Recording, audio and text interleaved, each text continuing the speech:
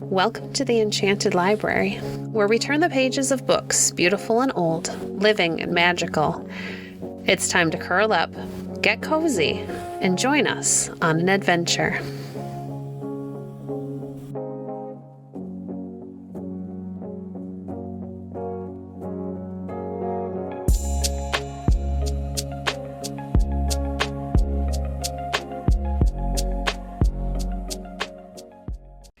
Today we're reading from An Enchanted Garden by Mrs. Molesworth, Chapter 5. It was indeed a turning of the tables for a dwarf to be afraid of them. It gave the sisters courage to speak to him. "We heard your cries," said Arminel. "Ever so far off in our cottage across the fields we heard them. What is the matter? Have you hurt yourself?" The little man groaned. "I have had a fall," he said, "from a branch of the tree under which I am lying. I climbed up to shake down some large fir cones and lost my footing. I have hurt myself sadly. I feel bruised all over. How shall I ever get back to my comrades? I do not know." And again he groaned. He was not a very courageous dwarf, evidently. Perhaps the courage of the race had been lost with its stature. But the sisters felt very sorry for him. "Have you broken any bones, do you think?" said Chloe, who was very practical. The dwarf turned and twisted himself about with many sighs and moans. "No," said he, "I think I am only bruised and terribly cold. I have been lying here so long, so long. I cannot go home. They are miles away in the center of the forest." Arminel and Chloe considered. They did not much like the idea of the uncanny creature spending a night under their roof, even though they no longer feared that he was playing them any trick. If the mere sight of a dwarf brought ill luck, what might not they expect from the visit of one of the spellbound race? But their grandmother's words returned to their mind. "You must come home with us," they said, speaking together. "We can at least give you shelter and warmth, and a night's rest may do you much good." "There is the salve for bruises, which Granny taught us to make," added Chloe. "We have some of it by us, I know." The dwarf gave a sigh of relief. "Maidens," he said, "you shall never have cause to regret your kindness. I know your cottage. We have often watched you when you little knew it. I think I could make shift to walk there if you will each give me an arm." They got him to his feet with some difficulty. He was so small, hardly reaching up to their elbows, that it ended in their almost carrying him between them.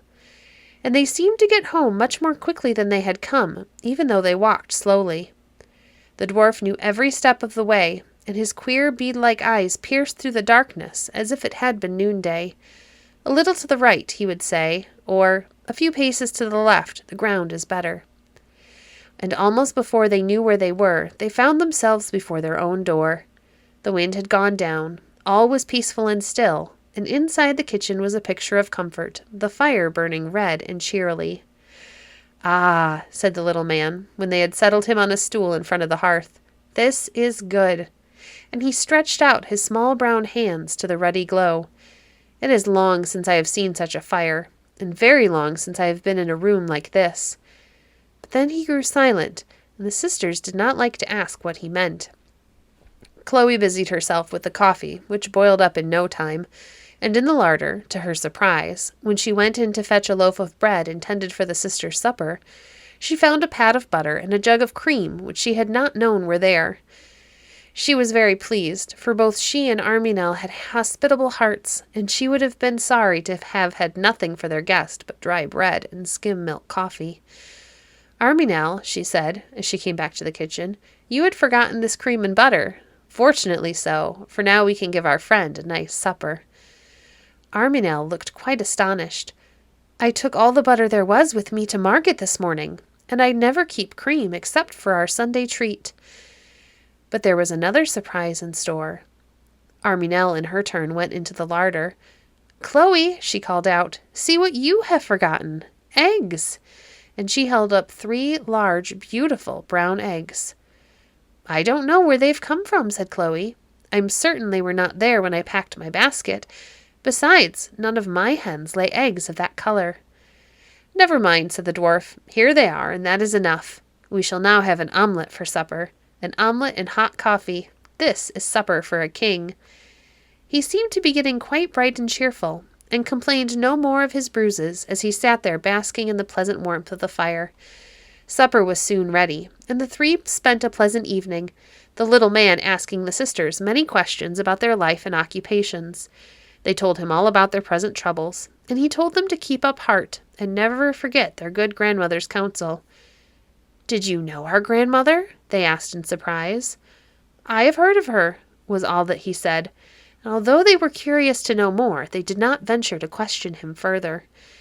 After supper, they made up a bed for him on the kitchen settle, where he said he was sure he would sleep most comfortably. "And now, farewell," he added. "I shall be off in the morning before you are stirring.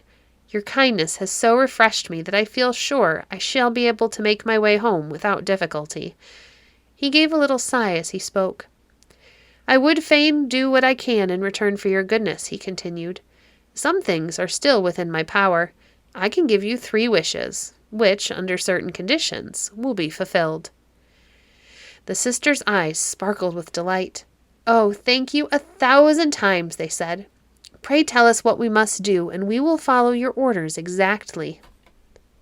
3 wishes between you are all I can give," he replied. "1 each, and the fulfillment of these depends on the 3rd, to which a secret is attached, and this secret you must discover for yourselves. The key of it, I trust, is in your own hearts." "We will do our best to find it," said Arminel.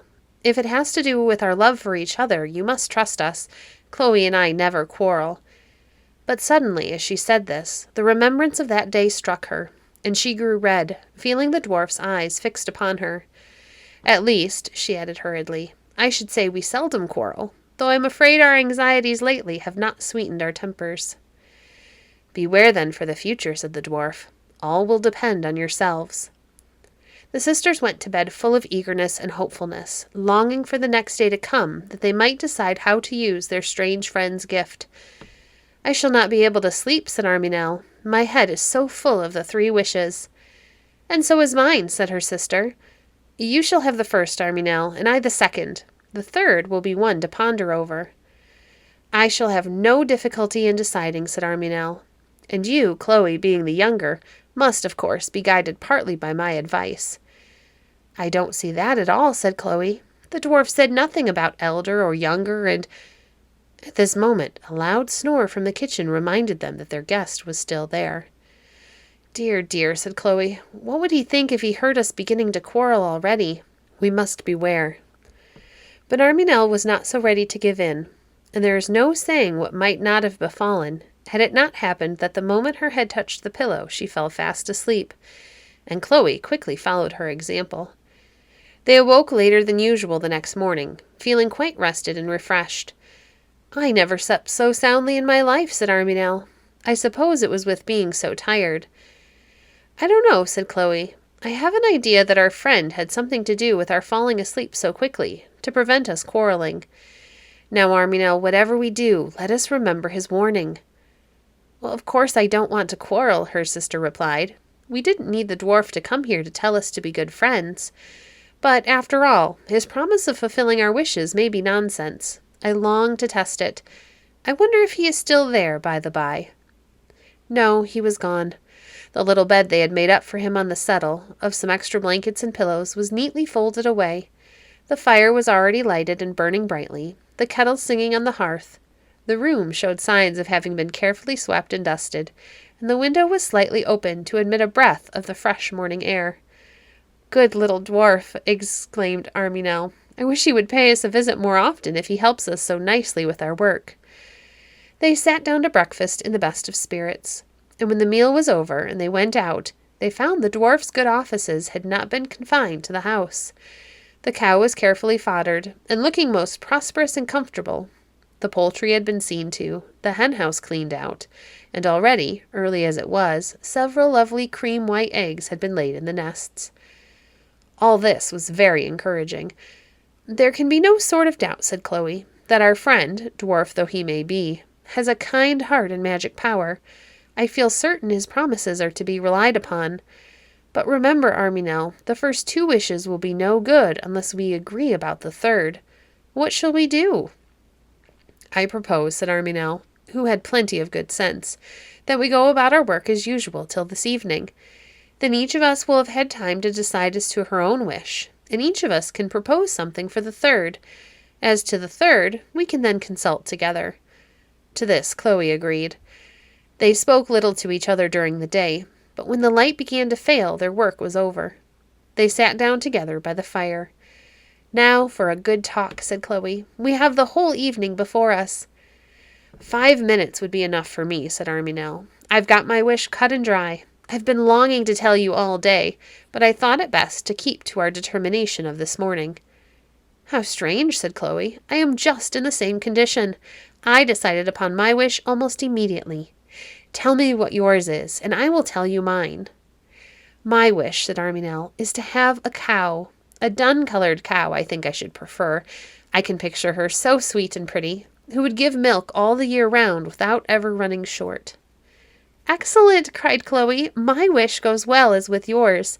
For what I want is a dozen hens, who would each lay an egg every morning in the year without fail. I should thus have as many fresh eggs as I possibly want, and enough to spare for setting whenever I liked. Some of my present hens are very good mothers, and would hatch them beautifully." "I think your wish is a very good one," said Arminel. "But now as to the fulfillment. We have now expressed our wishes distinctly, but there is no use as yet in going to look for the new cow in the shed or hens in the hen house, seeing that there remains, alas, the third one. What can it be?" "Could it be for a hen house?" asked Chloe. "My poor hens are not very well off in their present one, and it is right to make one's animals comfortable, so this would be a kind-hearted wish." "Not more to wish for than a warm shed for my cows," said Arminel. "Cows require so much more care than hens. I dare say that is what we are meant to wish for." "I am certain it is not," said Chloe. "At least, if you wish for a cow shed, I wish for a hen house." "That, of course, is nonsense," said Arminel. "I feel sure that the dwarf meant we were to agree in what we wished for. And if you were amiable and unselfish, you would join with me, Chloe." "I might say precisely the same thing to you," said Chloe coldly. And though they went on talking till bedtime, they came to no conclusion. Indeed, I fear a good many sharp and unkind words passed between them, and they went to bed without saying good night to each other. So far, it did not seem as if the dwarf's gift was to bring them happiness. Thank you for joining us today.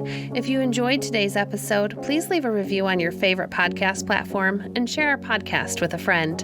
Visit our website at www.enchantedlibrary.net to see our past books or to connect with us on Facebook. If you'd like to support the work we do, you can visit our Patreon page at patreon.com/enchantedlibrary. We appreciate your support. Until next time, friends, happy reading.